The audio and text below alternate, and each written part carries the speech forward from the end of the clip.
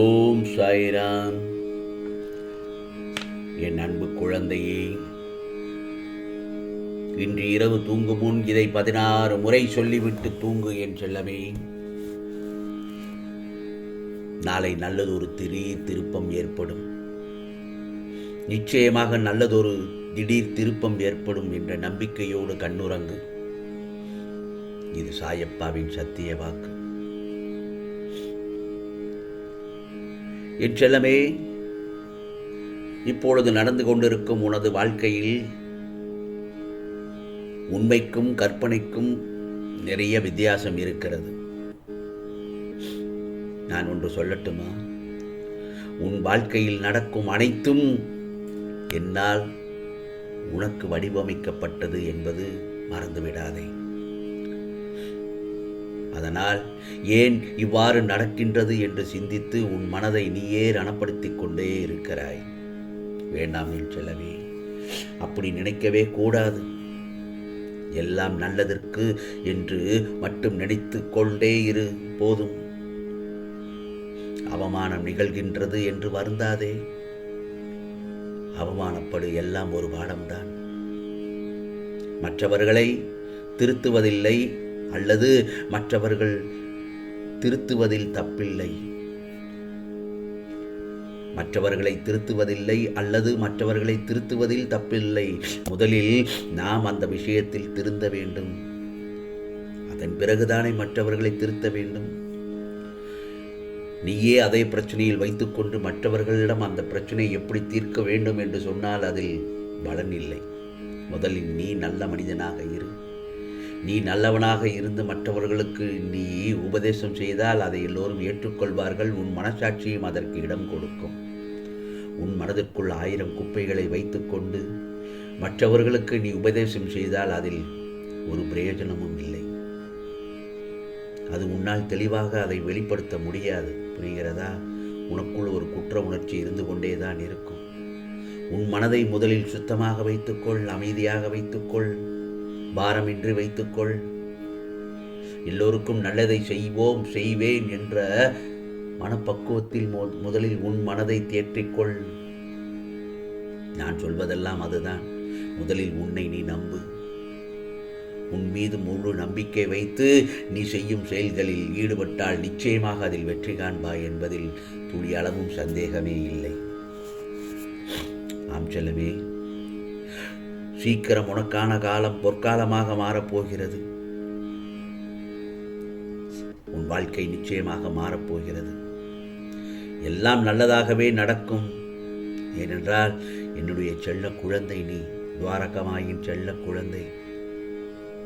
உன் துவாரகமாயின் தாயும் இந்த சாயப்பாவும் ஆகிய நான் உனக்காக இருக்கின்றேன் என்பதை மறந்துவிடாதே. நிச்சயமாக என் அருள் வாக்கையும் என்னுடைய ஆசீர்வாதத்தையும் நீயும் உன் குடும்பமும் பெற்று மகிழ்ச்சியாக வாழப்போகிறீர்கள். அதில் எந்தவித சந்தேகமும் இல்லை. வாழ்க்கையில் நிம்மதி என்னவென்று நினைக்கும் அளவிற்கு இந்த கர்மா உன்னை தள்ளி அவதிக்குள்ளாக்கிவிட்டது. அதனால்தான் எதை பற்றி பேசினாலும், எந்த திசை திரும்பினாலும் ஏதாவது ஒரு வகையில் ஒரு பிரச்சனை ஏதாவது ஒரு ரூபத்தில் வந்து உன்னை தாக்குவதாக உணர்ந்து கொண்டிருக்கிறாய். இது எல்லாம் உண்மைதான் என் செல்லமே. கர்மாவின் விளையாட்டில் இதுவும் ஒன்று. எப்படி நாரதர் கலகம் நன்மையில் முடியும் என்பதை போலத்தான் நமக்கு வருகின்ற துன்பங்களில் இருந்துதான் இன்பம் பிறக்கின்றது என்பதையும் நீ முழுமையாக ஒற்றுக்கொள்ள வேண்டும். நான் ஒன்று சொல்லட்டுமா? உன்னுடைய கர்மாவை நீதான் அனுபவித்து கழிக்க முடியும். புரிகிறதா? உன்னுடைய கர்மாவை மற்றவர்கள் அனுபவிக்க முடியாது. ஆனால் மற்றவர்களால் உன் கர்மா கழியும். நான் ஒன்று சொல்லட்டுமா? உதாரணமாக, நம்மை ஒருவர் அசிங்கப்படுத்துகிறார், நம்மை ஒருவர் அவமானப்படுத்துகிறார், நம்மை ஒருவர் வாழ்க்கையை கெடுக்க நினைக்கிறார், ஏன் நம்மை வீழ்த்த நினைக்கிறார் என்று யாராவது ஒருவர் நம்மை தாக்குகிறார்கள் என்றால் நம்முடைய கர்மாவை அவர்கள் கழிக்கிறார்கள் என்றுதான் அர்த்தம். அதாவது நம்முடைய கர்மாவை அவர்கள் பெற்றுக்கொண்டு நமக்கு மோட்சம் அளிக்கிறார்கள். அதேதான். அதேதான் உனக்கும். நீ ஒருவரை அவமானப்படுத்தும் போதும் கஷ்டப்படுத்தும் போதும் அவனுடைய கர்மாவை நீ பெற்றுக்கொள்கிறாய். அவனுடைய கர்மாவை பெற்று உனக்கான கர்மாவை அதிகமாக்கிக் கொள்கிறாய் என்றுதான் அர்த்தம். அதனால் தான் நான் சொல்கிறேன், என் செல்லமே, நன்மை செய். முடிந்தவரை மற்றவர்களுக்கு நன்மை செய். யாரையும் பழிக்கு பழி வாங்க வேண்டும், அவமானப்படுத்த வேண்டும், கீழ்த்தரமாக பேச வேண்டும் என்ற எண்ணங்களை மொத்தமாக எரிந்துவிடு. நீ நன்மை செய்யாவிட்டால் கூட பரவாயில்லை, தீமைகள் செய்வதை முற்றிலும் கைவிடு என்றுதான் உன்னிடத்தில் சொல்கிறேன். ஆகவே முடிந்தவரை நல்லதே செய், நல்லதே பேசு. நம்மை சுற்றி நல்ல விதமான சக்தியை தரக்கூடிய உணரக்கூடிய அனைத்து விஷயங்களையும் மட்டும் செய். பிறகு பார், நிச்சயம் உன் வாழ்க்கை ஒளிமயமாக இருக்கும் என்பதில் துளி அளவு கூட சந்தேகமே இல்லை. சந்தோஷங்கள் கூடும் என் செல்லமே. சந்தோஷமாக அந்த தருணங்கள் உனக்கு அமையும் என் செல்லமே. வாழ்க்கையில் நிம்மதி என்றென்றும் நிலைத்திருக்க வேண்டும் என்றால் பிரச்சனைகளையும் பிரச்சனைக்கு உரியவர்களையும் தூரத்தில், அதாவது வெகு தூரத்தில் வைக்க வேண்டும்.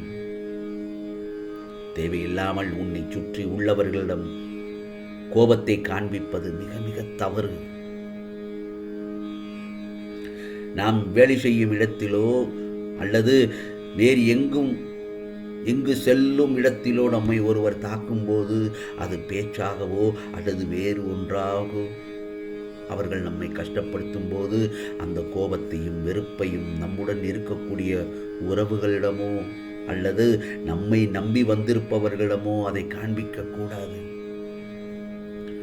உனக்கு அலுவலகத்தில் பல பிரச்சனைகள், நீ வேலை செய்யும் இடத்தில் பல பிரச்சனைகள் அல்லது நீ வியாபாரம் செய்யும் இடத்தில் பல பிரச்சனைகள் எல்லாம் இருந்தால் நீ வீட்டிற்கு வரும்பொழுதே எல்லா பிரச்சனைகளையும் வாசலில் வைத்துவிட்டு நீ தெளிந்த மனதோடு உன் வீட்டிற்குள் வந்து உன் உரியவர்களிடம் அன்பாக பேசு.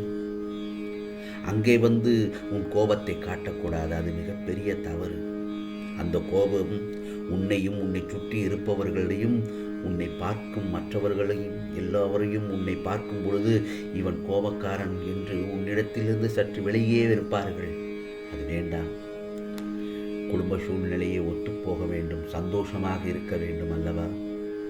உன் பிள்ளைகளிடம் நீ அமைதியாக அன்பாக பேசு. உன் சகோதரர்களுடன் அன்பாக பேசு. உன் தாய் தந்தையருடன் அன்பாக பேசு. அதுவே உனக்கான அமைதியை தரும், நல்லதொரு சூழலை தரும்.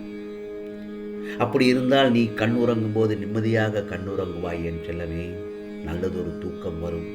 தூக்கம் இல்லாமல் இருந்தால் வாழ்க்கையில் மறுநாள் நீ காலை எழுந்தவுடன் உன்னால் நிம்மதியாக எந்த ஒரு செயலையும் செய்ய முடியாது, நல்லதொரு விதமாக சிந்திக்க முடியாது. ஆகவே இன்று இரவு தூங்கும் முன் இலகுவான இந்த மந்திரத்தை சொல்லிவிட்டு தூங்கு.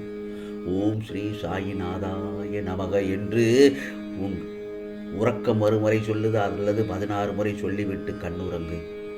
நிச்சயமாக உனக்கு நல்லதொரு விடியலாக விடியட்டும். இது சாயப்பாவின் சத்திய வாக்கு, அருள் வாக்கு. உனக்கானதெல்லாம் நிச்சயமாக நல்லதே நடக்கும், நல்லதே நடக்கும். ஓம் சாயிராம், ஓம் சாயிராம். ராம்ஜி அருள் கிடைக்கட்டும்.